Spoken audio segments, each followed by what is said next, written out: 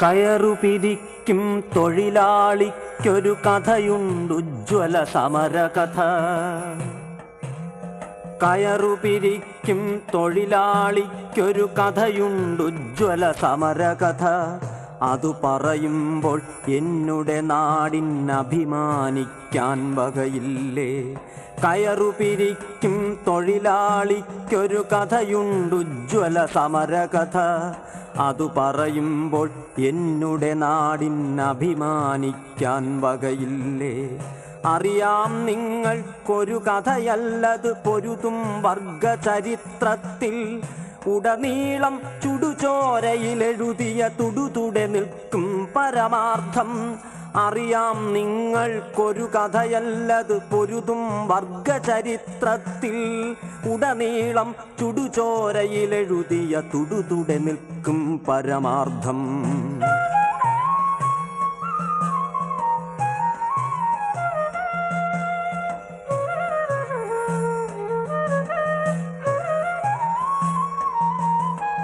പണ്ടിവിടത്തെ തൊഴിലാളികളെ കണ്ടിട്ടുള്ളവരുണ്ടാവും. പണ്ടിവിടത്തെ തൊഴിലാളികളെ കണ്ടിട്ടുള്ളവരുണ്ടാവും. അവരെ കണ്ടാൽ സമുദായത്തിനടിമുടി കലികേറും. പണ്ടിവിടത്തെ തൊഴിലാളികളെ കണ്ടിട്ടുള്ളവരുണ്ടാവും. അവരെ കണ്ടാൽ സമുദായത്തിനടിമുടി കലികേറും. ദുശകുനങ്ങൾ നാടുമുടിക്കാൻ പിച്ച നടക്കും പ്രശ്നങ്ങൾ. ദുശകുനങ്ങൾ നാടുമുടിക്കാൻ പിച്ച നടക്കും പ്രശ്നങ്ങൾ. എഴുന്നേൽക്കാൻ വയ്യൊന്നിനുമെന്നാൽ മിഴികളിലൊക്കെ തീയെരിയും. ഇത് ഏറമ്പാലയിൽ കൃഷ്ണൻ നായനാർ. കേരളത്തിലെ ജനങ്ങൾ ജാതിമത രാഷ്ട്രീയ ഭേദമന്യേ മനസ്സിലേറ്റിയ സർവസമ്മതനായ നേതാവ്. സ്വാതന്ത്ര്യ സമരത്തിന്റെ ആവേശത്തിൽ രാഷ്ട്രീയത്തിലേക്ക് കടന്നുവന്ന നായനാർ കോൺഗ്രസ് സോഷ്യലിസ്റ്റ് പാർട്ടിയിലും തുടർന്ന് കമ്മ്യൂണിസ്റ്റ് പാർട്ടിയിലും അംഗമായി.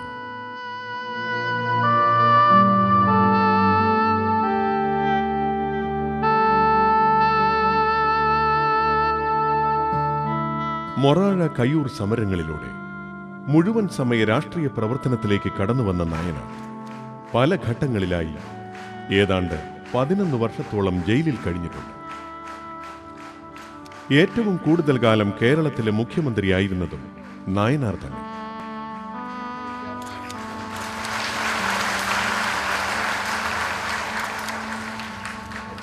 ഈ സയന്റിഫിക് അണ്ടർസ്റ്റാൻഡിങ്ങിൽ ഞങ്ങളൊക്കെ പൊളിഞ്ഞു പോവില്ലേ? ഞങ്ങളൊക്കെ നിൽക്കുമോ രാജ്യത്ത്? മാർക്സിസം ലെനിനിസം, ഞാൻ മാർക്സിന്റെ പ്രതിമ കണ്ടു ലണ്ടനിൽ പോയപ്പോൾ എന്നോട് ചോദിച്ചു, നിങ്ങൾ വിദേശത്ത് പോയി പണം മുഴുവൻ മുടുക്കിയല്ലേ ചെയ്തത് മുഖ്യമന്ത്രി? ഇല്ലേ, എനിക്കെതിരായിട്ട് വന്നിട്ടുണ്ട് പത്രത്തിൽ. നിങ്ങൾ വായിക്കുന്ന പത്രത്തിൽ രാവിലെ വായിക്കുന്ന ക്ലാസ്സിൽ വന്നിട്ടില്ലേ?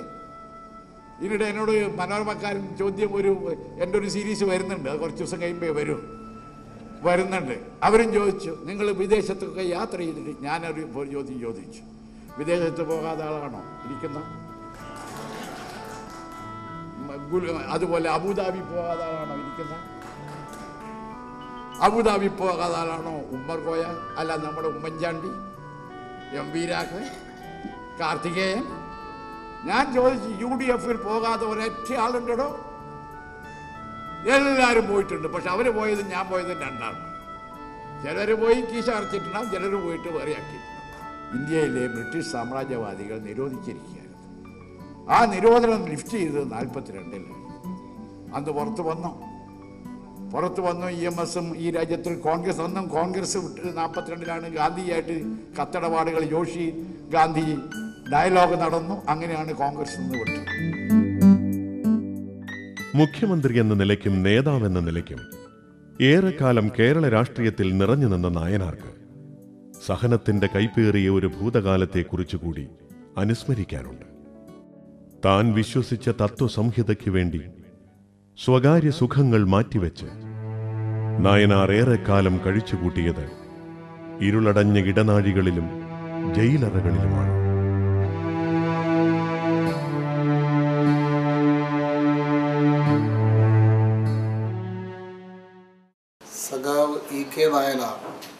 സദാ കർമ്മനിരതനായ ധീരനായ ഒരു വിപ്ലവകാരിയായിരുന്നു. സ്വാതന്ത്ര്യസമര സേനാനി, പൊതുപ്രവർത്തകൻ, നിയമസഭാ സാമാജികൻ, പാർലമെൻ്റ് അംഗം, മുഖ്യമന്ത്രി തുടങ്ങിയ വിവിധ തുറകളിൽ പ്രവർത്തിച്ച സന്ദർഭങ്ങളിലെല്ലാം തൊഴിലാളി വർഗത്തോട് കൂറു പുലർത്തുകയും അധ്വാനിക്കുന്ന ജനവിഭാഗങ്ങളുടെ താല്പര്യങ്ങൾക്ക് വേണ്ടി പൊരുതിക്കൊണ്ടിരുന്ന ഒരു ജനകീയ നേതാവായിരുന്നു. SFIയുടെ സംസ്ഥാന സെക്രട്ടറിയായി 1973 പ്രവർത്തിച്ച കാലഘട്ടത്തിലാണ് അന്നത്തെ പാർട്ടിയുടെ സംസ്ഥാന സെക്രട്ടറി എന്നുള്ള നിലയിൽ നായനാറുമായി കൂടുതൽ ഇടപെട്ട് പ്രവർത്തിക്കാനുള്ള അവസരം എനിക്ക് ലഭിച്ചിരുന്നു. അന്നു മുതൽ ആരംഭിച്ച സൗഹൃദ ബന്ധം മരിക്കുന്നവരെ തുടരാൻ സാധിച്ചു എന്നത് എൻ്റെ ജീവിതത്തിലെ പ്രധാനപ്പെട്ട ഒരു സംഭവമായി ഞാൻ കരുതുകയാണ്. പിന്നീട് MLA എന്നുള്ള നിലയിൽ 1982 ഞാൻ നിയമസഭയിലേക്ക് തിരഞ്ഞെടുക്കപ്പെട്ടപ്പോൾ അന്ന് നിയമസഭയിലെ പ്രതിപക്ഷ നേതാവും സഖാ VK നായനാറായിരുന്നു. നിയമസഭയിൽ നായനാറോടൊപ്പം ചേർന്നുകൊണ്ട് അന്ന് പ്രതിപക്ഷത്തിരുന്നുകൊണ്ട് നടത്തിയ പ്രവർത്തനം എൻ്റെ നിയമസഭാ പ്രവർത്തന രംഗത്ത് ഏറ്റവും വലിയ അനുഭവമായിരുന്നു. 1981 ഒക്ടോബർ 21 മുതൽ 22 മാസക്കാലം ഇടതുപക്ഷ ജനാധിപത്യ മുന്നണി ഭരണം നയിച്ചതാണ് ആദ്യഘട്ടം. കർഷക തൊഴിലാളികളടക്കമുള്ള സമൂഹത്തിലെ ദുർബല വിഭാഗങ്ങൾക്ക് പെൻഷൻ അനുവദിച്ചത് ഈ ഘട്ടത്തിലാണ്. തൊഴിലില്ലായ്മ വേതനം എന്ന സങ്കല്പം യാഥാർത്ഥ്യമായതും ഈ ഘട്ടത്തിലാണ്. 1987 വീണ്ടും അധികാരത്തിൽ വന്ന EK നായനാർ മന്ത്രിസഭയാണ് കേരളത്തിന്റെ ചരിത്രത്തിൽ ശ്രദ്ധേയമാം വിധം അധികാര വികേന്ദ്രീകരണത്തിന് തുടക്കം കുറിച്ചത്. ജില്ലാ കൗൺസിലുകൾ നവീകരിച്ചതും ഉദ്യോഗസ്ഥ മേധാവിത്വത്തെ ജില്ലാതലത്തിൽ ജനപ്രതിനിധി ഭരണം കൊണ്ട് പകരം വെച്ചതും ഈ ഘട്ടത്തിലാണ്. 1996 മൂന്നാം വട്ടം അധികാരത്തിലെത്തിയ EK നായനാർ മന്ത്രിസഭയാണ് അധികാര വികേന്ദ്രീകരണത്തെ ജനകീയാസൂത്രണവുമായി ബന്ധിപ്പിച്ചുകൊണ്ടുള്ള പുതിയ ജനായത്ത ഭരണശൈലി പരീക്ഷിച്ചത്. ജനപങ്കാളിത്തത്തോടെയുള്ള വികസനം എന്ന മുദ്രാവാക്യം ഗ്രാമതലങ്ങളിൽ പോലും ഈ ഘട്ടത്തിൽ യാഥാർത്ഥ്യമായി. മധ്യപ്രദേശ് മുഖ്യമന്ത്രി ദിഗ്വിജയ് സിംഗ് അടക്കമുള്ളവർക്ക് പഠനാർഹമായ മാതൃകയായി അത് മാറുകയായി. ഭരണാധികാരി എന്ന നിലയിൽ EK നായനാരുടെ മുഖ്യ സംഭാവന ഭരണത്തിൽ ജനവികാരം പ്രതിഫലിപ്പിച്ചു എന്നതായിരുന്നു. അദ്ദേഹത്തിൽ കണ്ട ഏറ്റവും വലിയൊരു പ്രത്യേകത, കിട്ടിയ എല്ലാ അവസരങ്ങളും സാധാരണക്കാരുടെ പ്രശ്നങ്ങൾക്ക് വേണ്ടി, പ്രത്യേകിച്ച് തൊഴിലാളികളുടെയും കൃഷിക്കാരുടെയും കർഷക തൊഴിലാളികളുടെയും പ്രശ്നങ്ങൾക്ക് വേണ്ടി അധികാരവും കിട്ടുന്ന സന്ദർഭങ്ങളും ഉപയോഗിക്കാൻ നായനാർ പരിശ്രമിച്ചിരുന്നു എന്നുള്ളതാണ് ഈ കാലഘട്ടത്തിൽ അദ്ദേഹത്തിൽ കണ്ട ഏറ്റവും വലിയ ഒരു പ്രത്യേകത.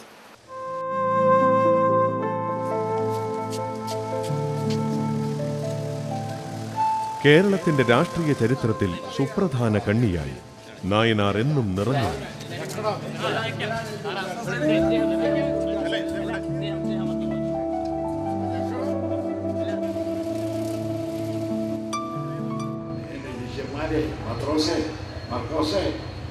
നിങ്ങൾ ആരെക്കൊണ്ടാണ് എന്നെ ഒറ്റ ക്രിസ്തു ആരാണെന്ന് യഹൂദ രാജാക്കന്മാർക്ക് മനസ്സിലാക്കി ആരെങ്കിലും പകുതി ഒഴിച്ചാണ്.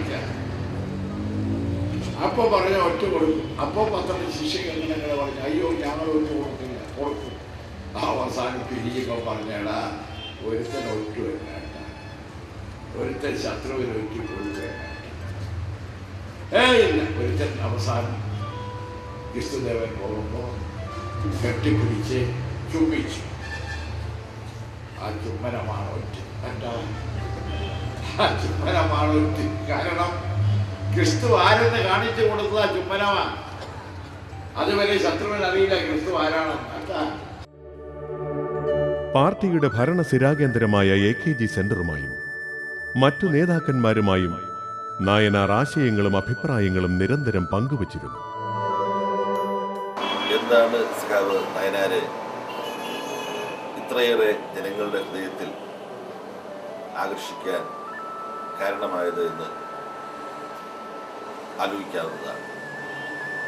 എനിക്ക് തോന്നുന്നത് മുഖ്യമന്ത്രി എന്നുള്ള നിലയിൽ അദ്ദേഹം അതിപ്രശസ്തനാവുകയും ജനങ്ങളാൽ ശ്രദ്ധിക്കപ്പെടുകയും ചെയ്തു എന്നുള്ളത് മാത്രമല്ല അതിന് കാരണം.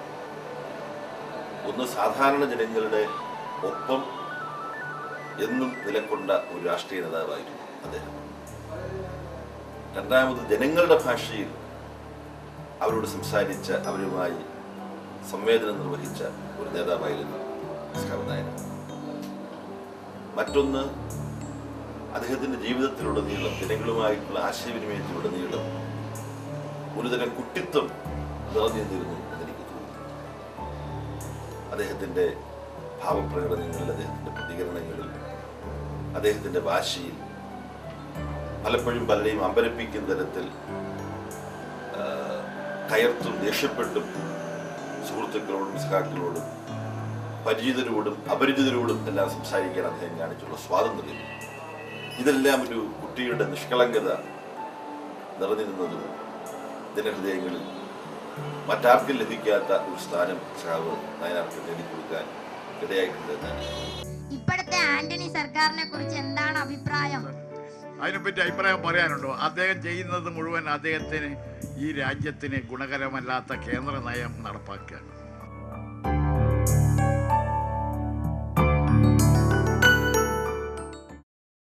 സഖാവ് ഇ.കെ. നായനാർ ഒരു വിശേഷണവും കൂടാതെ, ഒരു പരിചയപ്പെടുത്തലും കൂടാതെ കേരളത്തിലെ ഏത് കൊച്ചുകുട്ടിയും തിരിച്ചറിയുന്ന ഒരേ ഒരു ഇ.കെ. നായനാർ. അദ്ദേഹമാണ് ഇന്ന് നമ്മോടൊപ്പം ഇവിടെയുള്ളത്. അദ്ദേഹം നിങ്ങളോട് സംസാരിക്കുന്നു.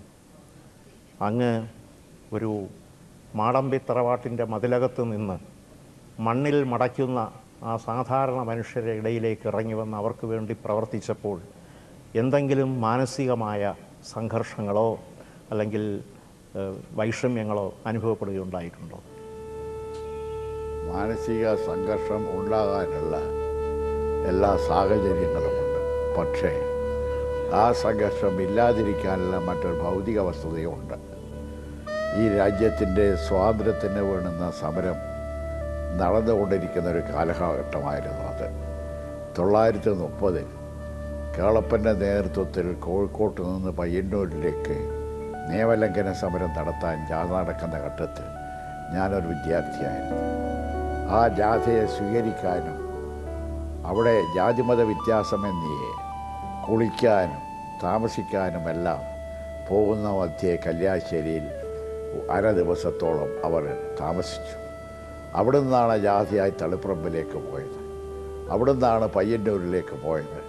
അവിടെ വെച്ചാണ് നിയമം ലംഘിച്ചുകൊണ്ട് ഉപ്പ് സത്യാഗ്രഹം കേളപ്പൻ്റെ നേതൃത്വം നടത്തിയത്.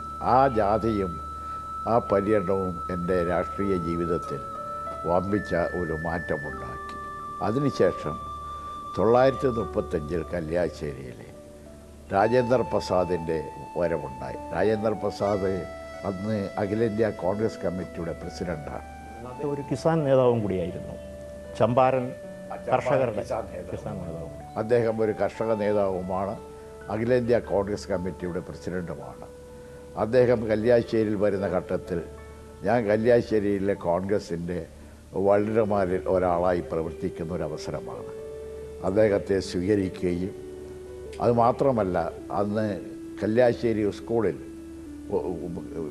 കോൺഗ്രസ്സിന് എതിരായിട്ടുള്ള ഒരു ഹെഡ് മാസ്റ്ററായിരുന്നു പഠിപ്പിച്ചിരുന്നത്. ഞങ്ങൾ ഗാന്ധി തൊപ്പിയും ധരിച്ച് കല്യാശ്ശേരി സ്കൂളിൽ പോയപ്പോൾ ഞങ്ങളെയൊക്കെ പുറത്താക്കുകയും ബെഞ്ചിന്മേൽ കയറ്റി നിർത്തുകയൊക്കെ ചെയ്തിട്ടുണ്ട്. പക്ഷേ അന്ന് രാജേന്ദ്ര പ്രസാദിൻ്റെ കൂടെ തളിപ്പറമ്പ് വരെ ഞങ്ങൾ യാത്രയായി നടന്നു.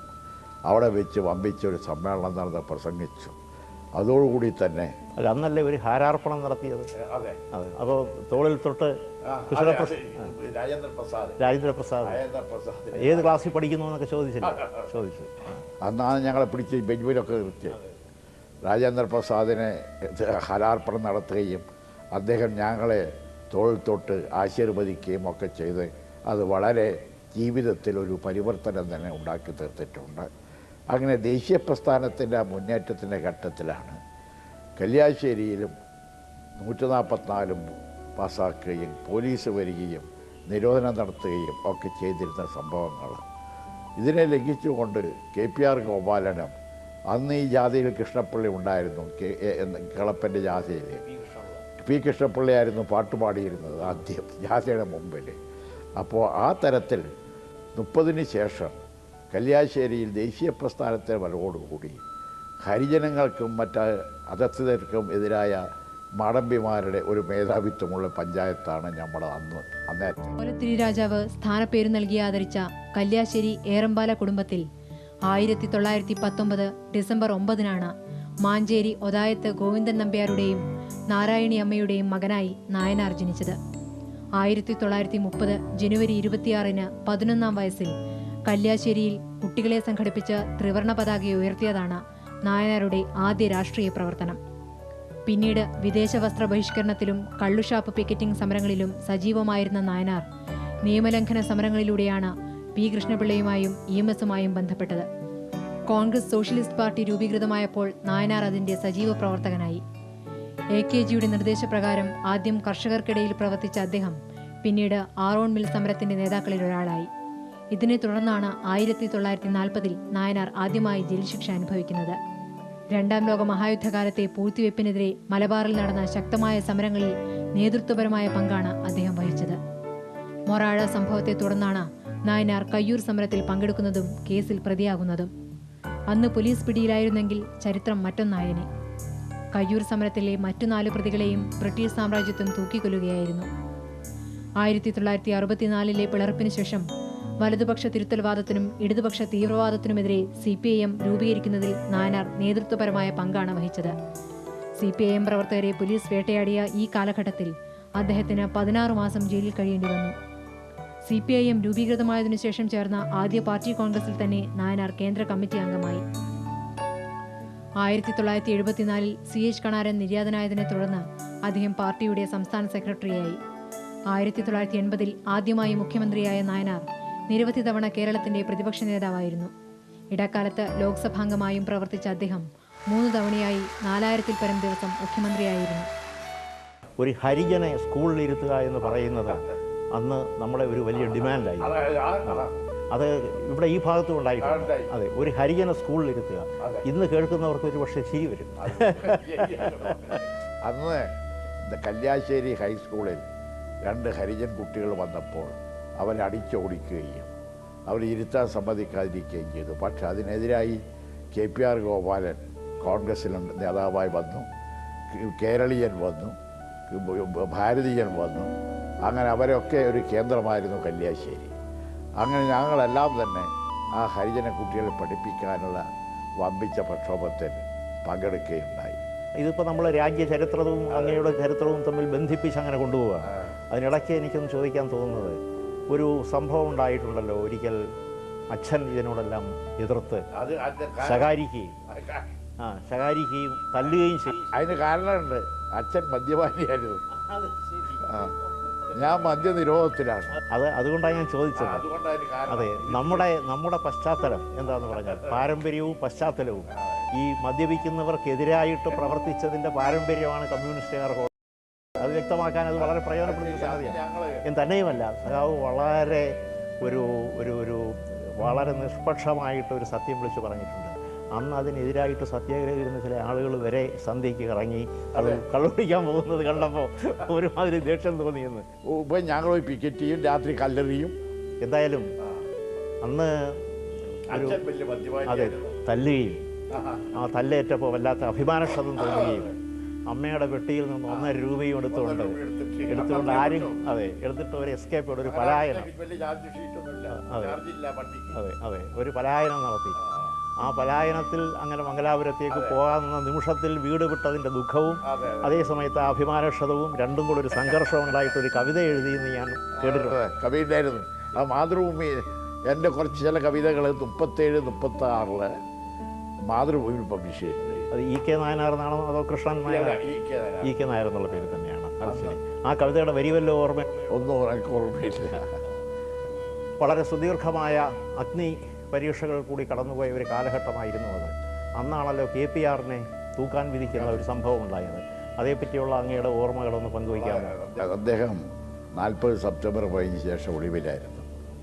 ഞാനും ഒളിവിലായിരുന്നു. ഞാനന്ന് അവിടെ വണ്ടി ഓടി കാസർഗോഡ് ജില്ലയിലായിരുന്നു ഞാൻ കേന്ദ്രീകരിച്ചിരുന്നത്. KPR ഇവിടെ തന്നെ ഒരു അധ്യാപികയുടെ വീട്ടിലായിരുന്നു താമസിച്ചിരുന്നത്. ഒടുവിൽ അദ്ദേഹത്തെ പിടിച്ചു. ഭയങ്കരമായി മർദ്ദിക്കുകയും പിടിക്കുകയും ഒക്കെ ചെയ്തുവെങ്കിലും വമ്പിച്ച പ്രക്ഷോഭമായിരുന്നു അദ്ദേഹത്തെ കോടതി വിധിച്ചത്, തൂക്കാൻ വിധിച്ചു. ഇന്ത്യയിലാകെ വമ്പിച്ച പ്രക്ഷോഭം തൂക്കാൻ വിധിക്കാതെ കേരളത്തിലാകെ വമ്പിച്ച പ്രക്ഷോഭമായിരുന്നു വധശിക്ഷ. ഒടുവിൽ അദ്ദേഹം കോൺഗ്രസിൻ്റെ വടക്കേ മലബാർ കോൺഗ്രസിൻ്റെ ഒരു നേതാവും കൂടിയാണ് KPR. ഒടുവിൽ മഹാത്മാഗാന്ധി ഇടപെട്ട് അദ്ദേഹത്തെ വധിക്കരുത് എന്ന് ആവശ്യപ്പെട്ടു. അതുകൊണ്ടാണ് അദ്ദേഹത്തെ വധിക്കാതിരുന്നത്. അദ്ദേഹം സേലം ജയിലിൽ കിടക്കുക. പക്ഷേ എൻ്റെ സഹോദരനും ജയിലിലാണ്. ഈ കേസിൽ എന്നെ പെടുത്താൻ ശ്രമിച്ചപ്പോൾ എന്നെ കിട്ടിയില്ല, ഈ മോറാണ്. അപ്പോൾ എന്നെ നേരെ ജ്യേഷ്ഠനെ കേസിൽ ഉൾപ്പെടുത്തി. കേസ് കിടന്നു സേലം ജയിലിൽ 6 കൊല്ലം ജയിലിൽ കിടന്നു. എന്നെ പിടികിട്ടാത്തത് കൊണ്ട് അവർക്ക് 46 വരെ കിട്ടിയില്ല. ഞാൻ ഈ ട്രാവൻകൂറിൽ 4 കൊല്ലം ഉണ്ടായിരുന്നു. ഇവിടെ കേരള കൗമുദി വന്ന് 10 മാസം കേരള കൗമുദി ഉണ്ടായിരുന്നത് 42 മുതൽ 46, 42 ഡിസംബർ മുതൽ 46 ജൂൺ വരെ ഞാൻ ഇവിടെയായിരുന്നു. അക്ഷരങ്ങളുടെയും പുസ്തകങ്ങളുടെയും ലോകമായിരുന്നു സഖാവിന് ഏറ്റവും പ്രിയം. കുട്ടിക്കാലം മുതൽ വായനയെ അഗാധമായി സ്നേഹിച്ച നായനാർ എത്ര തിരക്കിനിടയിലും വായിക്കാൻ ഏറെ സമയം കണ്ടെത്തിയിരുന്നു.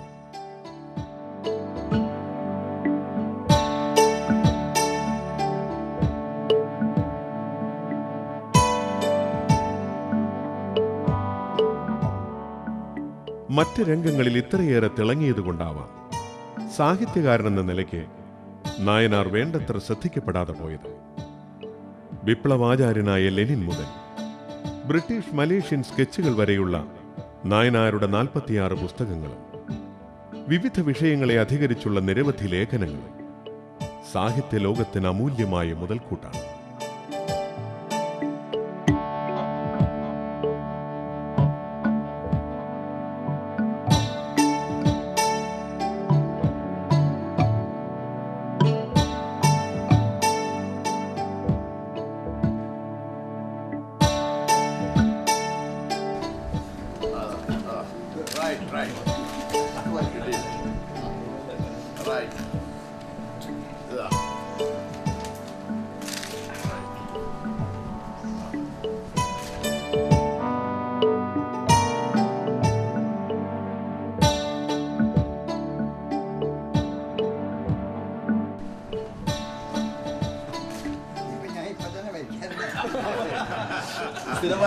ഞാൻ വായിക്കുന്നത് പലവും ഇതിലുണ്ടോന്നല്ലേ നോക്കുക. ദേശാഭിമാനിയുടെ ക്യാമ്പയിനും അതിന് കരുണാകരൻ്റെ അനുഗ്രഹവും സഹായവുമാണ് കേട്ടോ. അതാണ് നിങ്ങളെ കള്ളാസിലുണ്ട്. അത്രയും നല്ല രീതിയിൽ ആശീർവദിച്ച് ദേശാഭിമാനി പ്രചരിപ്പിക്കാൻ ആവശ്യമായ സഹായം നൽകിയതിൽ അനുഗ്രഹം കരുണാകരൻ.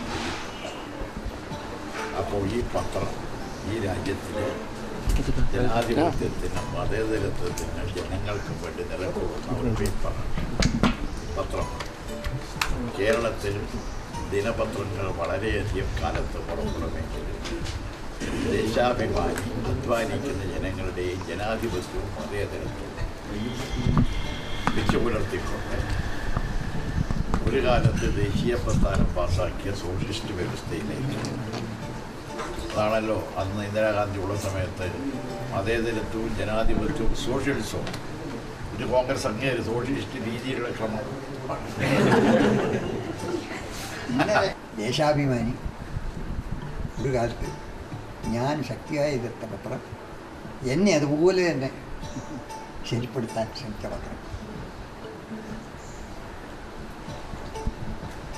ഇപ്പോഴും എല്ലാ കാര്യങ്ങളിലും ഞങ്ങൾ തമ്മിൽ യോജിപ്പുണ്ടാകും, സ്വാഭാവികമാണ്. ഒരു മുന്നണിയിൽ നിൽക്കുന്ന പാർട്ടികൾ തമ്മിൽ ഉണ്ടാകും. പക്ഷേ അതേ അവസരത്തിൽ ഇന്നത്തെ രാജ്യത്തിൻ്റെ അപകടം, അതിനെ നേരിടുന്ന കാര്യത്തിൽ എത്ര ദൂരം പോകാൻ സാധിക്കും, എത്ര ദൂരം പോകണം എന്നുള്ളതാണ് ഞങ്ങളുടെ ഓൾ ഇന്ത്യ പ്ലാൻ. ഇതുമായിട്ട് ബന്ധപ്പെട്ടാൽ ഞാൻ എപ്പോഴും വിശ്വസിക്കുന്നത് പത്രങ്ങൾക്ക് കുറേ പങ്ക് വഹിക്കാൻ. എന്നുവെച്ചാൽ കൺസ്ട്രക്റ്റീവ് ക്രിറ്റിസിസം ആവശ്യമാണ്. ഒരുപക്ഷെ നിങ്ങൾ പലർക്കെങ്കിലും അറിയും, അടിയന്തരാവസ്ഥ കാലത്ത് പത്രങ്ങളുടെ നേരെയുണ്ടായ നിയന്ത്രണം ഞാൻ അനുകൂലിച്ച ആളല്ലെന്ന് മാത്രമല്ല,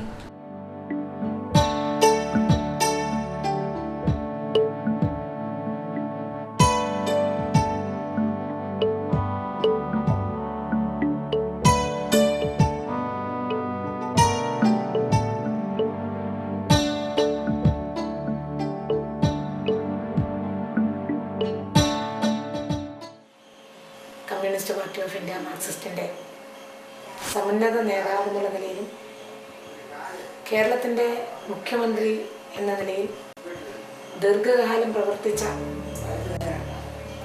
നേതാവ് എന്നുള്ള നിലയിലും കേരളീയരുടെ ആകെയും കേരളത്തിന് പുറത്തും ഇന്ത്യക്ക് പുറത്തും പോലും മലയാളികളുടെ ഏറ്റവും പ്രിയപ്പെട്ട നേതാവായി മാറിയ ഒരു മഹാനായ കമ്മ്യൂണിസ്റ്റാണ് സഖാവ് കെ നായനാർ.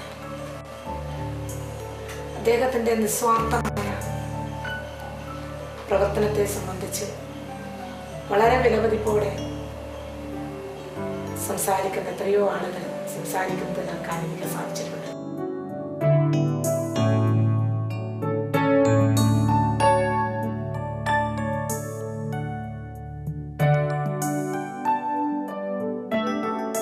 ഏവർക്കും ഇഷ്ടമാവുന്ന ആകാര സൗഷ്ഠവം, എന്തും വെട്ടിത്തുറന്നു പറയാനുള്ള ചങ്കൂറ്റം, നർമ്മരസം തുളുമ്പുന്ന സംസാര ശൈലി, വിവിധ വിഷയങ്ങളിലുള്ള അഗാധമായ അറിവ്, ഇവയൊക്കെയാണ് നായനാരുടെ വ്യക്തിത്വത്തിന് മാറ്റുകൂട്ടിയത്. ക്ലിഫ് ഹൗസിലെ തിരക്കേറിയ ജീവിതത്തിനിടയിലും കുടുംബാംഗങ്ങളുമായി പങ്കുവയ്ക്കുവാൻ നായനാർ സമയം കണ്ടെത്തി.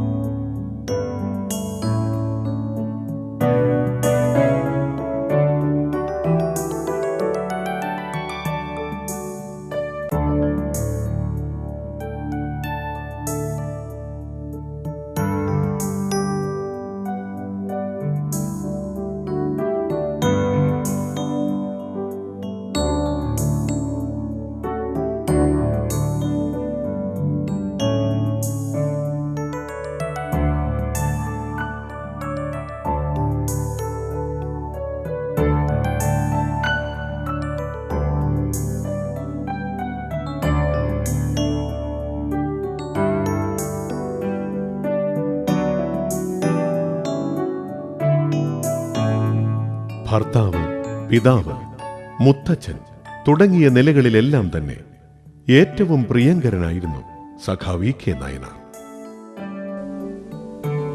സീരിയലിൽ അപ്പൂപ്പന്റെ ചെറുപ്പം അഭിനയിച്ചാളെ കണ്ടോ? കുട്ടിയെ കണ്ടോ? കണ്ടില്ലേ? ഒരു കുട്ടി ഓടുന്ന കണ്ടില്ലേ?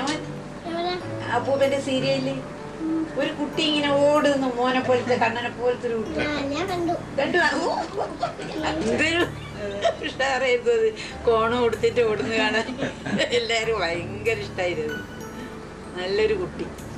നിങ്ങള് കുട്ടിയിലുള്ള പോലെ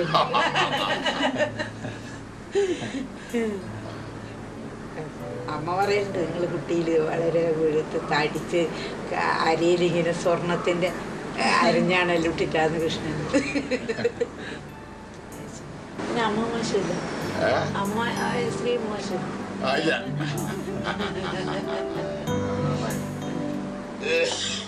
കാണിക്കുന്നില്ല, അല്ല അച്ഛൻ്റെ ഡയലോഗ് മാത്രം. പിന്നെ അതില് അമ്മ കുറച്ച് ഡ്രസ്സ് ഒന്നും കൂടി നന്നാണ്. ഇവര് അമ്മയിലന്ന് നല്ല ഡ്രസ്സിലായിരിക്കും എപ്പോഴും, നല്ല വെള്ള മല്ലിന്റെ മുണ്ട് ഇത് നല്ലൊരു നല്ല ഭംഗിയിലാണ് എൻ്റെ ഓർമ്മയത്ത്. അല്ല അച്ഛൻ്റെ അമ്മ വളരെ നല്ല ഭംഗിയായിട്ട് നല്ല മുടിയെല്ലാം കെട്ടി വെച്ചിട്ടാണ്. സ്വകാര്യ ജീവിതത്തിൽ നിന്ന് ഭരണരംഗത്തേക്കും മറ്റു പ്രവർത്തന മേഖലകളിലേക്കും കടക്കുമ്പോൾ തലമുതിർന്ന നേതാവായി തന്നെ നായനാർ തിളങ്ങി നിന്നു. മൂർച്ചയേറിയ രാഷ്ട്രീയ ശരങ്ങൾ നീണ്ടു. എ കെ ആന്റണിയുടെ മോചനയാത്രയും പഴയ വിമോചന സമരത്തിന് CIA പണം നൽകിയതും നാദാപുരം സംഭവവും സംസ്ഥാനത്തിന്റെ സാമ്പത്തിക സ്ഥിതിയും ഉയർത്തിക്കാട്ടിയായിരുന്നു ഇരുപക്ഷവും വാളോങ്ങിയത്.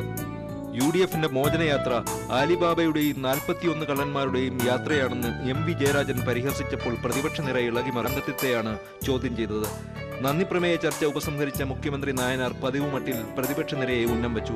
കേരളത്തിന്റെ ക്രമസമാധാന നിലയും വളർച്ചാ നിരക്കും പ്രതിപാദിക്കുന്ന പഠന റിപ്പോർട്ടുകൾ ഉയർത്തി സംസാരം തുടങ്ങവേ രേഖകൾ മേശപ്പുറത്ത് വയ്ക്കണമെന്ന് ആര്യാടൻ മുഹമ്മദ് ചട്ടങ്ങൾ ഉദ്ധരിച്ചുകൊണ്ട് ഇംഗ്ലീഷിൽ ആവശ്യപ്പെട്ടു.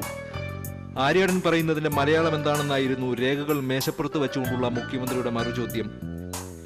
കോൺഗ്രസ് CIAയിൽ നിന്നും പണം കൈപ്പറ്റിയിട്ടുണ്ടെന്ന തന്റെ പഴയ ആരോപണം ഇത്തവണ മുഖ്യമന്ത്രി ആവർത്തിച്ചത് ഡാനിയൽ പാട്രിക് മൊയ്നിഹാന്റെ പുസ്തകം ഉയർത്തിക്കൊണ്ടായിരുന്നു.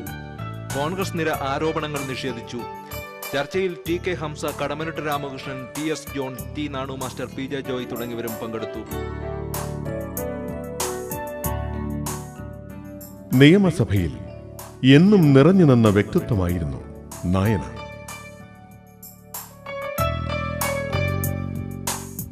അബ്കാരി രംഗത്തുനിന്ന് സ്വകാര്യ വ്യക്തികളെ സമ്പൂർണ്ണമായി ഒഴിവാക്കും. അതെ, അതാണ് എൻ്റെ ക്രക്സ്.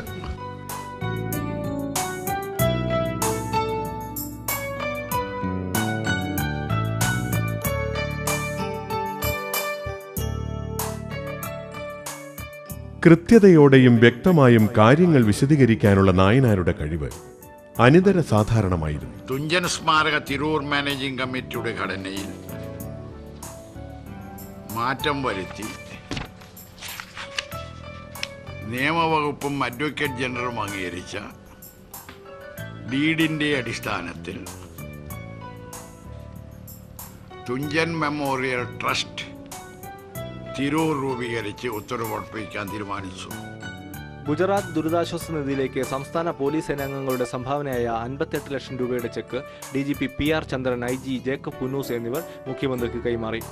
കശുവണ്ടി തൊഴിലാളികളുടെ സംഭാവനയായ 1 ലക്ഷം രൂപയുടെ ചെക്ക് PK കുമാരൻ MLA മുഖ്യമന്ത്രിക്ക് നൽകി. പാർട്ടിയുടെ ജില്ലാ സെക്രട്ടറി, സംസ്ഥാന സെക്രട്ടറി, കേന്ദ്ര കമ്മിറ്റി, പൊളിറ്റ് ബ്യൂറോ അംഗം തുടങ്ങി വിവിധ നിലകളിൽ പ്രവർത്തിച്ച നായനാർ 1974 ഇരിക്കൂറിൽ നിന്ന് വിജയിച്ച് ആദ്യമായി നിയമസഭയിലെത്തി.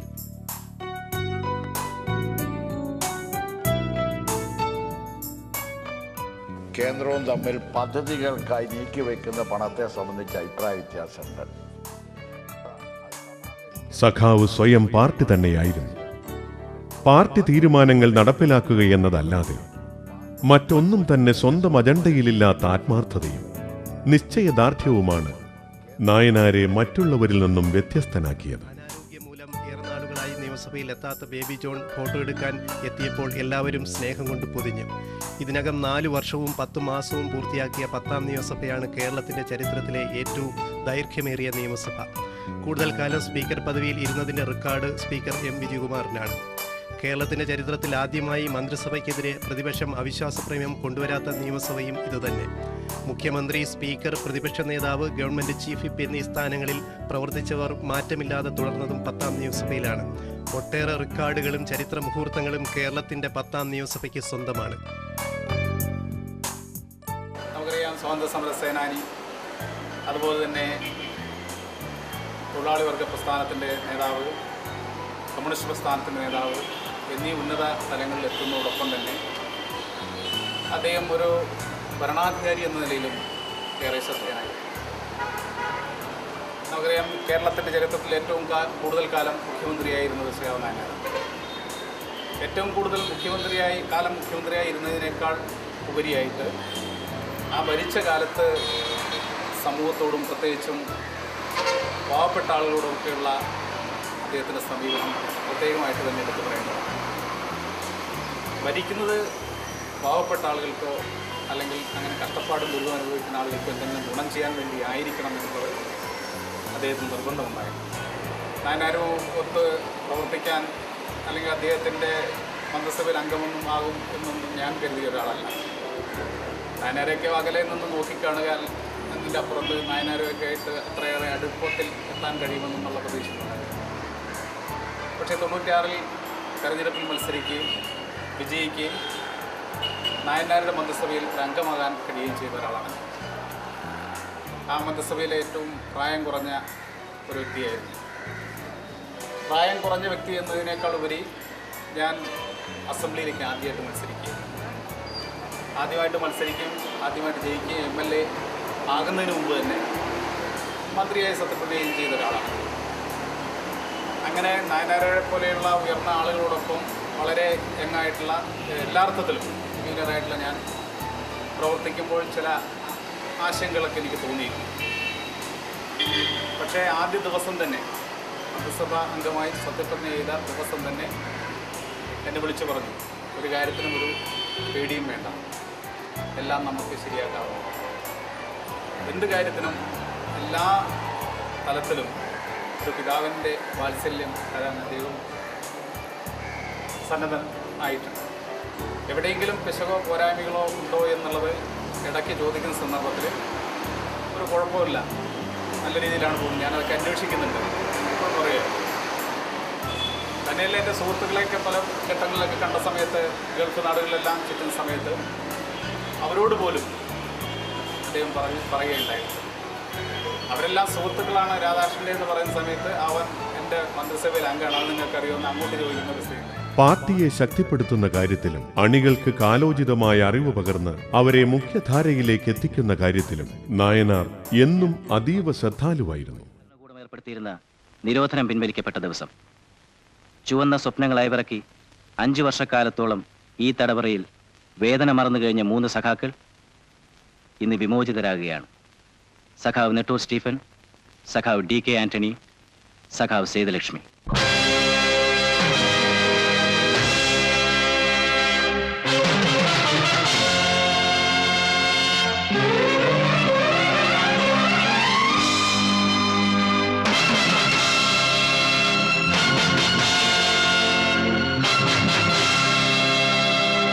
लाल सलाम, लाल सलाम, लाल सलाम.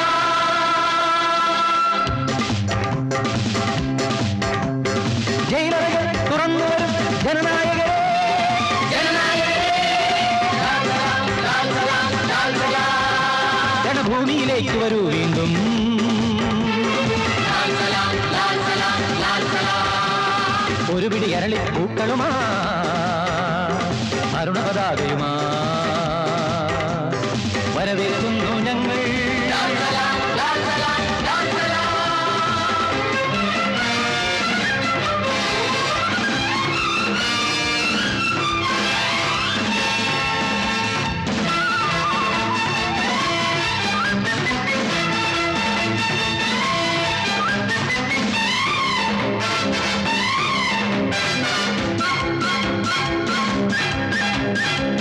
നനച്ചൊരു വാഴ കുലച്ചൊരു ജന്മിക്കായി കാഴ്ചവെക്കും മലയപ്പുലയന്മാർ.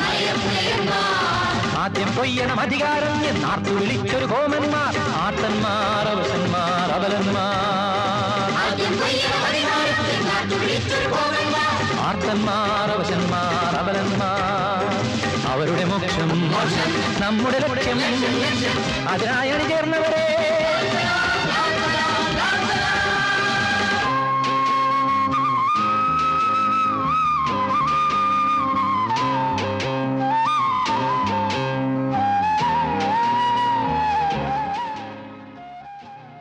ബുദ്ധിവൈഭവം കൊണ്ടും നർമ്മ സംഭാഷണ ശൈലി കൊണ്ടും തന്റെ പ്രസംഗങ്ങളിലൂടെ ആബാലവൃദ്ധം ജനങ്ങളെയും തന്നിലേക്ക് ആകർഷിക്കാൻ നായനാർക്ക് കഴിഞ്ഞു. ഈജിപ്ഷ്യൻ റവല്യൂഷൻ ഇതൊക്കെ വന്നിട്ടാണ് ഈ രാജഭരണം പോയത്.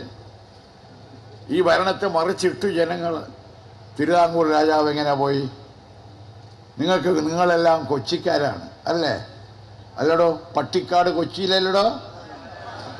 ഇത് പട്ടിയാണ്, അതറിഞ്ഞ ഇത് പട്ടിക്കാട് എന്നതിന് പേര്. പട്ടിയുടെ കാടായി കേട്ടാ. ആ പട്ടിക്കാട് കൊച്ചിയിലായിരുന്നില്ലേ? കൊച്ചി രാജാവായിരുന്നില്ലേ? ഇക്കണ്ടവാലൊരു മന്ത്രിയായിരുന്നില്ല ഒരു കാലഘട്ടത്തിൽ. ആ കൊച്ചിയുടെ പോയടോ ഇപ്പൊ കൊച്ചി ഇല്ല, കൊച്ചി രാജാവില്ല. കഴിഞ്ഞ ഇലക്ഷൻ കാലത്ത് 100 കൊല്ലം ഈ കേരളത്തിൽ കമ്മ്യൂണിസ്റ്റ് പ്രസ്ഥാനം ഉയർത്തുകയില്ല എന്ന് അദ്ദേഹം പ്രസംഗിച്ചിട്ട് ഒരു മാസം കഴിയുമ്പോൾ നമ്മൾ വീണ്ടും അധികാരത്തിൽ വന്നു. ഏട്ടാ സഖാക്കളെ, നമ്മൾ വീണ്ടും വന്നു. ഇല്ലടാ, ഇവൻ എവിടെ പോയി? ഇന്ന് ഞാൻ എൻ്റെ സ്നേഹിതനായ ആന്റണിയെ കണ്ടു. ആന്റണി ജാഥ എപ്പോഴാണ് നയിക്കുന്നത്? 1-ാം തീയതി അവരുടെ ഒരു ജാഥ വരുന്നുണ്ട്. ഈ രാജ്യത്തിലെ വ്യവസ്ഥയെ നിലനിർത്താൻ, ഈ രാജ്യത്തെ ജമ്മിത്വത്തെ നിലനിർത്താൻ ഈ രാജ്യത്തെ ക്രൂരമായ കൊള്ളയെയും അക്രമത്തെയും നിലനിർത്താൻ ഒരു കോൺഗ്രസ് ജാഥ വരുന്നുണ്ട് കേട്ടോ. അതിൻ്റെ പിന്നാലെ നമ്മളതും വരും കേട്ടോ. അപ്പോൾ നിങ്ങളത് ആലോചിക്കണം, നമ്മൾ എന്തിനു വേണ്ടിയാ സമരം ചെയ്യുന്നു, അതാണ് ഞാൻ പറയാൻ പോകുന്നത്. ജാഥയ്ക്ക് വേണ്ടി മാത്രമല്ല. അതുപോലെ തന്നെ നമ്മുടെ കർഷക പ്രസ്ഥാനം ഉയർത്തെഴുന്നേറ്റ് കമ്മ്യൂണിസ്റ്റ് പാർട്ടി കേരളത്തിൽ സംഘടിപ്പിച്ചത് 5 പേരടങ്ങിയ സംഘമാണ്.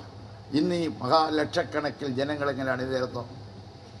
1937 കോഴിക്കോട്ട് കല്ലായി തെരുവിലെ മാളികയിലെ മുകളിൽ വെച്ചാണ് EMSഉം അതുപോലെ തന്നെ കെ ദാമോദരനും കൃഷ്ണപിള്ളയും അതുപോലെ തന്നെ മറ്റ് നമ്മുടെ സഖാക്കൾ അടങ്ങിയ ഒരു കമ്മിറ്റി സംഘടിപ്പിച്ച്.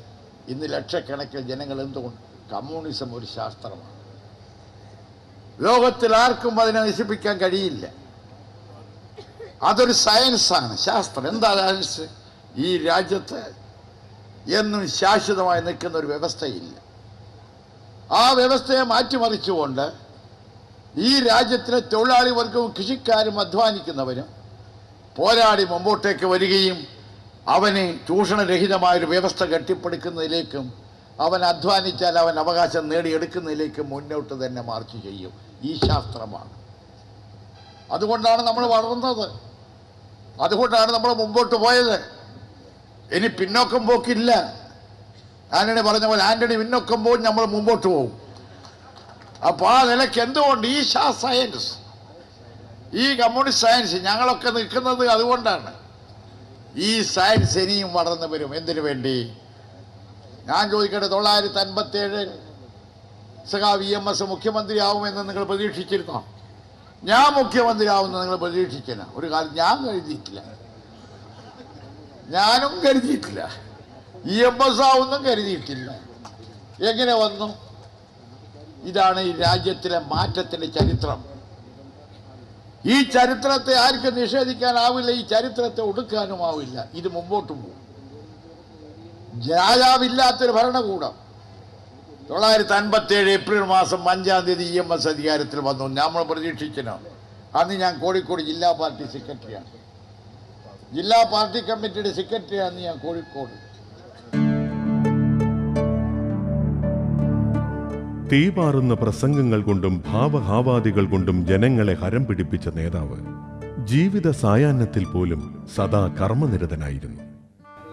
കരുണാകരൻ്റെ പ്രസ്താവന ചെറുപ്പക്കാർക്ക് വേണ്ടിയാണ് ഞങ്ങൾ മാറി നിൽക്കുന്നത്.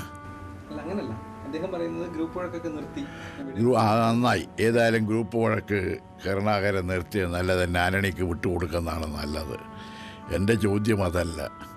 മുരളി മനോഹർ ജോഷി ഇന്നലെ തൃശ്ശൂർ പ്രസ്താവിച്ചതും കരുണാകരൻ പ്രസ്താവിച്ചതും തമ്മിലൊരു വ്യത്യാസവുമില്ല. കാരണം ഇടതുപക്ഷ ജനാധിപത്യ മുന്നണി കേരളത്തിൽ തകരും എന്ന് അദ്ദേഹം പറഞ്ഞു. BJPയും കോൺഗ്രസും തമ്മിൽ കൂട്ടുകൂടിക്കൊണ്ട് നടക്കുന്ന മത്സരത്തെപ്പറ്റി ബഹുമാനപ്പെട്ട കരുണാകരന് എന്താണ് പറയാനുള്ളത്? തൃപ്പൂണിത്തറയിൽ ഈ എറണാകുളത്ത് വന്നപ്പോൾ തൃപ്പൂണിത്തറയിൽ BJPയും കോൺഗ്രസും കൂടെ കൂട്ടുകൂടി മത്സരിക്കുന്ന മണ്ഡലങ്ങൾ, വാർഡുകളുണ്ട്. അതുപോലെ തന്നെ ആലപ്പുഴയിൽ ഞാൻ പോയപ്പോൾ ചാരുമൂട് എന്ന് പറഞ്ഞ സ്ഥലത്ത് BJPയും കോൺഗ്രസും കൂടെ കൂട്ടുകൂടിക്കൊണ്ടാണ് മത്സരിക്കുന്നത്. അവിടെ ഒരൊറ്റ ചിഹ്നമേ ഉള്ളൂ. അവിടെ താമരയ്ക്ക് കോൺഗ്രസ്സുകാരെല്ലാം വോട്ട് കൊടുക്കുന്നു. അതുപോലെ കോട്ടയത്ത് പോയപ്പോൾ എനിക്ക് കാണാൻ സാധിച്ചത് ചിറക്കടവെന്ന് പറഞ്ഞൊരു പഞ്ചായത്തിൽ ആപ്പിൾ ചിഹ്നത്തിൽ കോൺഗ്രസും BJPയും എല്ലാം കൂട്ടുകൂടുകയാണ് ചെയ്യുന്നത്. ഇങ്ങനെ BJPയും കൂട്ടുകൂടിക്കൊണ്ടും ഈ ഇടതുപക്ഷ ജനാധിപത്യ മുന്നണിയെ പരാജയപ്പെടുത്താൻ ശ്രമിക്കുന്നത് മുമ്പ് 91 വടകരയും ബേപ്പൂരും നീളം നടത്തിയ ഒരു തെരഞ്ഞെടുപ്പിൻ്റെ കേളിയോട്ടല്ലേ നടക്കുന്നത് എന്നാണ്. ഇപ്പോൾ അന്ന് രഹസ്യമായിട്ടാണെങ്കിൽ ഇന്ന് പരസ്യമായിട്ടാണ്. അന്ന് സ്വതന്ത്ര സ്ഥാനാർത്ഥിയെ നിർത്തിക്കൊണ്ടാണ് വടകരയും ബേപ്പൂരും നിങ്ങൾ BJPക്ക് പിന്തുണ നൽകിയത്. ഇപ്പോഴാണെങ്കിൽ പരസ്യമായിട്ട് ഇവിടെ ചിറക്കളവിൽ വർക്കല എപ്പോഴാണ് ലഹള ഉണ്ടായത്? ആന്റണി ഭരിക്കുമ്പല്ലേ. ഇപ്പോൾ വർക്കലയിലെ 2 വള്ളം കൊള്ള ചെയ്ത് എപ്പോഴാണ്? ഭരിക്കുമ്പല്ലേ. കഴിഞ്ഞ ഇലക്ഷനിൽ നമ്മുടെ കോട്ടയത്തെ ശ്രീനാരായണൻ്റെ തല വെട്ടിയത് എപ്പോഴാണ്? ഇവിടുത്തെ ലോ ആൻഡ് ഓർഡറിൻ്റെ പൊസിഷൻ എന്താണ്? ഈ കേരളത്തിൽ നിന്ന് ലോ ആൻഡ് ഓർഡർ ഉണ്ടോ? ഒരു ഗവൺമെൻറ് ഉണ്ടോ?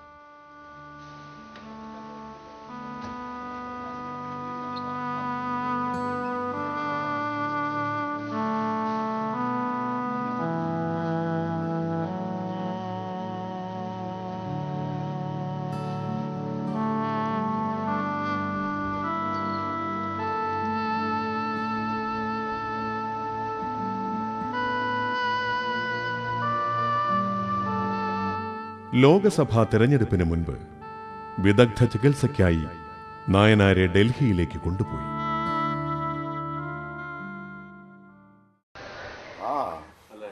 ഈയനെ മുഖത്തൊന്നും കണ്ടാ മനസ്സിലാവില്ല. അതുകൊണ്ട് എന്നോട് പറഞ്ഞു, നിങ്ങൾക്ക് ഈ 2 വീക്ക്നെസ്സാണ്. ഒന്ന് ഡയബറ്റിക്കൽ പേഷ്യൻ്റാണ് നിങ്ങൾ, മറ്റൊന്ന് നിങ്ങളുടെ പ്രായം. ഈ 2ഉം കൂടി ചേർന്നാൽ ഈ രോഗിയുടെ റെഡി. അതുകൊണ്ട് വളരെ സൂക്ഷിച്ച് ഇപ്പോൾ കൈകാര്യം ചെയ്യണം. മനസ്സു നിറയെ കേരളത്തിലെ തെരഞ്ഞെടുപ്പിന്റെ ആവേശവും പേറിയാണ് നയനാർ ഡൽഹിയിൽ കഴിഞ്ഞത്. ഇന്ന് രാവിലെ ഇഞ്ചക്ഷൻ കഴിഞ്ഞ് കെട്ടി, ഇനിയിപ്പോൾ നാളെ രാവിലെ അവിടെ വെച്ച് കെട്ടും. രാവിലെ പോകാം. 9 മണിക്കില്ലേ നിങ്ങൾ ഇന്ന് കോൺടാക്ട് ചെയ്തത്? 9 മണിക്ക് പോകാമെന്ന് പറഞ്ഞു. ഒരാഴ്ചയാണ്. എൻ്റെ തല മുഴുവൻ പുറത്താണ് കേരളത്തിൽ. ഇപ്പം ഇന്ത്യ ഇലക്ഷനല്ലേ, എന്ത് പറയാനാ? ഭൗതികമായിട്ട് പിടിയും മൈൻഡാ പിടി. കേരളത്തിൽ മുഴുവൻ ഇലക്ഷൻ്റെ മൈൻഡിലാണ് ഇപ്പം മനസ്സ്. കായിക ശരീരം ഇവിടെ. രാഷ്ട്രീയ ചിന്തകളിലേക്ക് കടന്നപ്പോൾ നയനാരുടെ പതിവ് സംഭാഷണ ശൈലിക്ക് മാറ്റമുണ്ടായില്ല.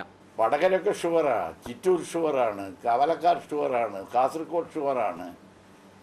അതിലൊന്നും ഒരാളെ നിങ്ങളെ ആരും വിചാരിക്കുകയും വേണ്ട, നിങ്ങൾ സഹായവും വേണ്ട ജയിക്കാൻ. കേട്ടോ, ഇതൊക്കെ നമ്മുടെ പാർട്ടി തന്നെ മതി, വിചാരിച്ചാൽ ജയിക്കൂ. 2004 മെയ് 19 കേരളത്തിലെ ജനലക്ഷങ്ങൾ താലോലിച്ച ആ ഹൃദയമിടിപ്പ് നിശ്ചലമായി.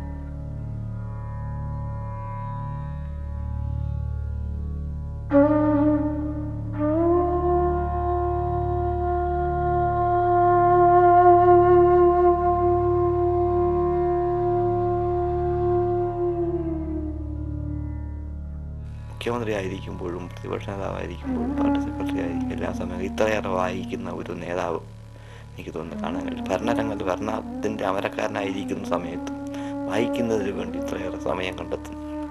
ദേശാഭിമാനി പത്രം എന്ന് പറയുന്ന അന്തിമ അഭിലാഷമാണ്. അതാണ് ടീച്ചറോട് പറഞ്ഞിരുന്നത് മരിക്കുമ്പോൾ വെക്കണം. അതുപോലെ തന്നെ 6-ാം തീയതി വരെ പത്രം വായിച്ചു എന്നുള്ള 5-ാം തീയതി ദേശാഭിമാനി പത്രവും അന്ന് ICUവിൽ കൊടുക്കുകയില്ല എന്ന് പറഞ്ഞിട്ട് വളരെ അതിനുവേണ്ടി സമരം ചെയ്ത് തന്നെ പത്രം മേടിച്ചത്. നമ്മൾ എപ്പോഴും ചൊല്ലുന്ന യാത്രകളൊക്കെ ചൊല്ലുന്നൊരു കവിതയാണ്, തൂക്കുമരത്തിലോ കാരാഗ്രഹത്തിലോ പോർക്കളത്തെങ്കിലോ ചെല്ലാത്ത ജീവിതം എത്ര സുന്ദരമെങ്കിലും എന്തോ കുറവുണ്ട് അതിന്. ഇതിനു വേണ്ടിയാണ് ദേശാഭിമാനി പത്രം നിരോധിച്ചതെന്ന് എപ്പോഴും പറയും. ഈ ഇതെഴുതിയതിൻ്റെ പേരിലാണ്. അപ്പം എന്തെങ്കിലും ചെയ്യണം, ചെയ്യുന്നില്ലെങ്കിൽ അത് നമ്മുടെ ജീവിതം പ്രധാവിലാണ് എന്ന്. ഇതുപോലെ യാത്ര ചെയ്യുന്നതിനും അതുപോലെ എത്ര സമയം ഉറക്കളച്ചിരുന്ന് വായിക്കുന്നു, അവൻ വായിച്ചുറങ്ങുകയാണ്. കാരണം ആ മുഖ്യമന്ത്രി ആയിരിക്കുന്ന സമയത്തും സാധാരണ ആളുകൾ ഫയൽ ഇതൊക്കെ നോക്കുമെങ്കിൽ ഒരു 8 മണിക്കൂറെങ്കിലും പത്രം വായിക്കും. വൈകിട്ട് മൃതദേഹം പൊതുദർശനത്തിന് വച്ച AKG ഭവനിലും കേരള ഹൗസിലും സമൂഹത്തിന്റെ നാനാതുറകളിൽപ്പെട്ട നിരവധി പേർ അന്തിമോപചാരങ്ങൾ അർപ്പിക്കാനെത്തിയിരുന്നു. CPIM general secretary Harkishan Singh Surjit, നിയുക്ത പ്രധാനമന്ത്രി മൻമോഹൻ സിംഗ്, കോൺഗ്രസ് അധ്യക്ഷ സോണിയാഗാന്ധി, മുൻ രാഷ്ട്രപതി KR നാരായണൻ, മുൻ പ്രധാനമന്ത്രിമാരായ ST Deve Gowda, IK Gujral, NCP നേതാവ് ശരത് പവാർ, ഡൽഹി മുഖ്യമന്ത്രി ഷീലാ ദീക്ഷിത് തുടങ്ങി നിരവധി പ്രമുഖർ നയനാർക്ക് അന്ത്യാഞ്ജലികൾ അർപ്പിച്ചു. രുടെ മൃതദേഹം കേരളത്തിലേക്ക് കൊണ്ടുപോകുന്നതിന് മുൻപ് അന്ത്യാഞ്ജലികൾ അർപ്പിക്കാൻ പുലർച്ചെ തന്നെ രാഷ്ട്രീയ പ്രവർത്തകരും മലയാളികളുമടക്കം നിരവധി പേർ ഡൽഹിയിലെ കേരള ഹൗസിൽ എത്തിയിരുന്നു. രാവിലെ 5:15 മൃതദേഹം കേരള ഹൗസിൽ നിന്നും വിമാനത്താവളത്തിലേക്ക് കൊണ്ടുപോയത്. മുഖ്യമന്ത്രി AK ആന്റണി വിമാനത്താവളം വരെ മൃതദേഹത്തെ അനുഗമിച്ചു. നിരവധി കാറുകളുടെ അകമ്പടിയോടെ വിമാനത്താവളത്തിലെ വ്യോമസേന ടെർമിനലിൽ കൊണ്ടുവന്ന മൃതദേഹത്തിൽ രാഷ്ട്രപതി APJ അബ്ദുൽ കലാമിന് വേണ്ടി രാഷ്ട്രപതി ഭവനിലെ ഉദ്യോഗസ്ഥർ പുഷ്പചക്രം സമർപ്പിച്ചു. തുടർന്ന് 6:45 നയനാരുടെ മൃതദേഹവും വഹിച്ചുകൊണ്ടുള്ള വ്യോമസേനയുടെ പ്രത്യേക വിമാനം തിരുവനന്തപുരത്തേക്ക് പുറപ്പെട്ടു. വ്യോമസേനയുടെ ശംഖുമുഖത്തെ വിമാനത്താവളത്തിൽ പ്രത്യേക വിമാനത്തിലാണ് EK നയനാരുടെ മൃതദേഹം കൊണ്ടുവന്നത്. സംസ്ഥാന സർക്കാർ ഗാർഡ് ഓഫ് ഓണർ നൽകി അദ്ദേഹത്തെ ആദരിച്ചു. സംസ്ഥാന സർക്കാരിന് വേണ്ടി ചീഫ് സെക്രട്ടറി N ചന്ദ്രശേഖരൻ നായരും മുഖ്യമന്ത്രിക്ക് വേണ്ടി ധനമന്ത്രി K ശങ്കരനാരായണനും പുഷ്പചക്രം അർപ്പിച്ചു. UDF കൺവീനർ ഉമ്മൻചാണ്ടി, മന്ത്രിമാർ, CPIM സംസ്ഥാന സെക്രട്ടറി പിണറായി വിജയൻ, പ്രതിപക്ഷ നേതാവ് VS അച്യുതാനന്ദൻ തുടങ്ങിയവരും വിമാനത്താവളത്തിലെത്തിയിരുന്നു. മൃതദേഹത്തോടൊപ്പം പത്നി ശാരദ ടീച്ചറും മക്കളും ഉണ്ടായിരുന്നു.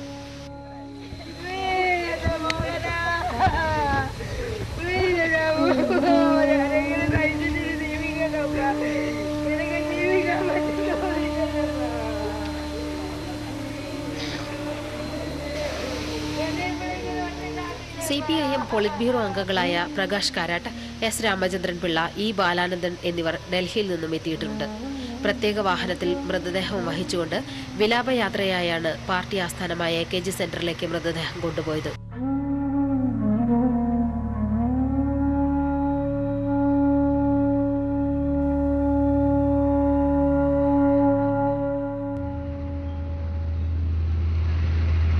സമര സേനാനി, പ്രമുഖനായ വാഗ്മി, പത്രപ്രവർത്തകൻ, ഭരണാധികാരി, ഗ്രന്ഥകാരൻ, കമ്മ്യൂണിസ്റ്റ് പ്രസ്ഥാനത്തിന്റെ സമർപ്പണ നേതാവ്,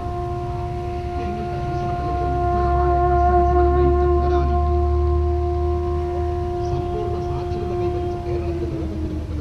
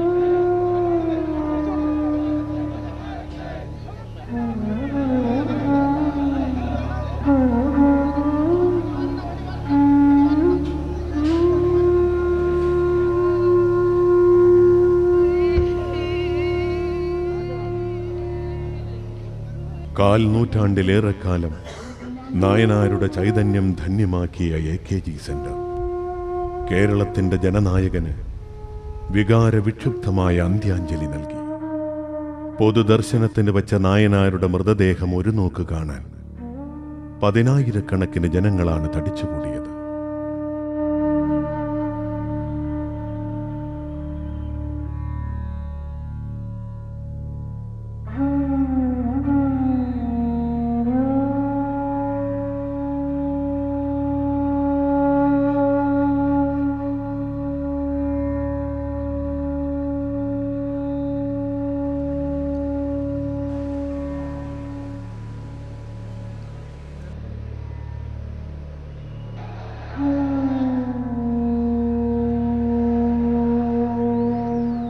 AKG സെന്ററിൽ നിന്ന് മൃതദേഹം ദർബാർ ഹാളിലേക്ക് കൊണ്ടുപോയി.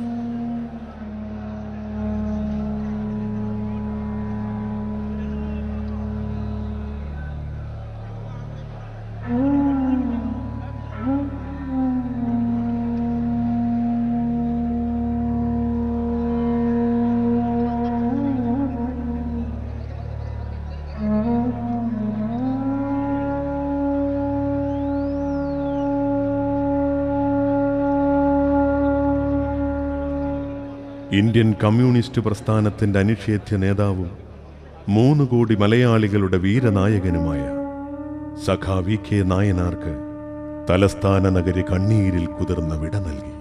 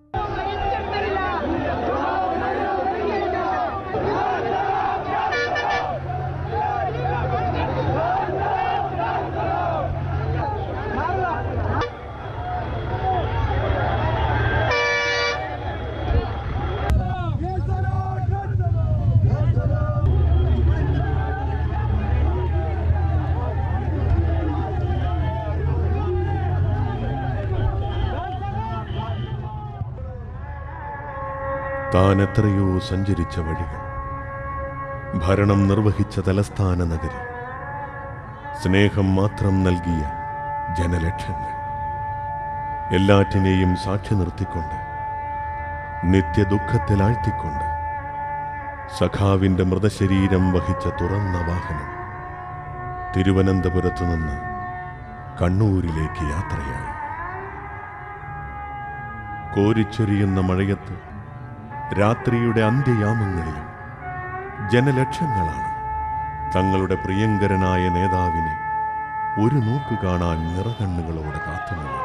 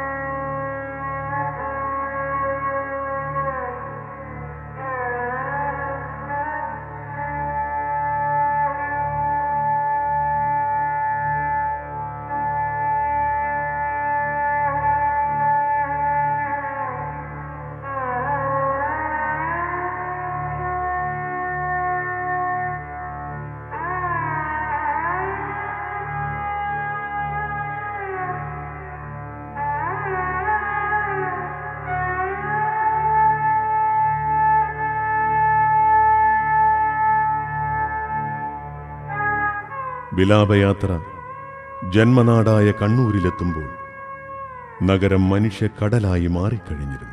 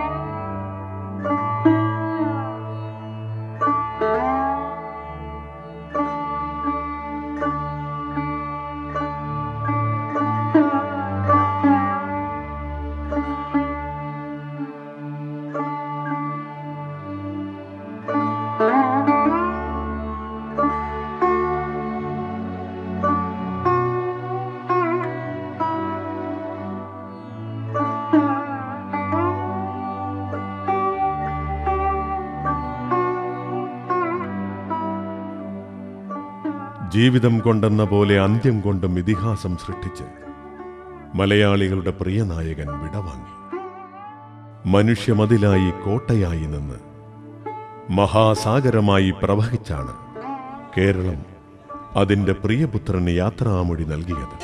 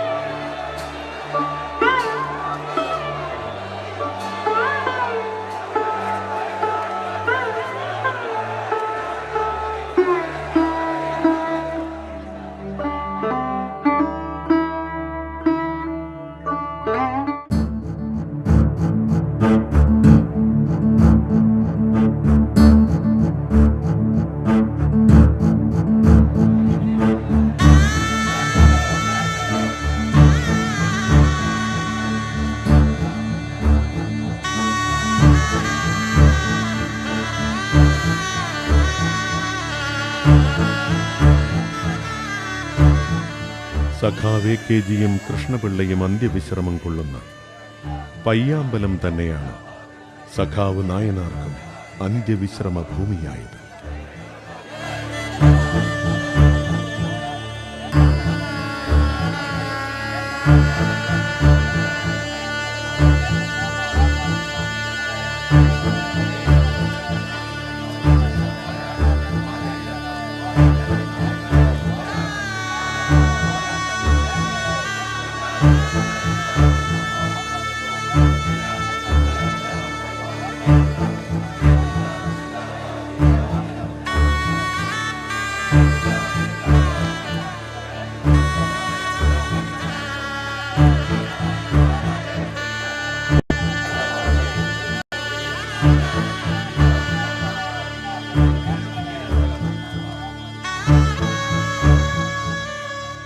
അന്ത്യയാത്രയിലും കൂട്ടായി എന്നും താലോലിച്ചു വളർത്തിയ ദേശാഭിമാനിയും നായനാർക്കൊപ്പമുണ്ടായിരുന്നു.